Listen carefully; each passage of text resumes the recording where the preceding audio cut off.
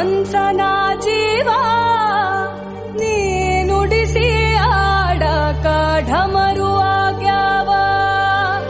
ಯಾಕ ಶಿವಲಿಂಗ ನಡೆಸುತ್ತಿ ಹಿಂಗ, ಏನೇನೂ ಇಲ್ಲಯ್ಯ ನಮ್ಮ ಕೈಯಾಗ. ಎಡವಿಸಿ ತಾಳ ಉರುಳಿಸಿ ದಾಳ ನಡೆಸಿದಿ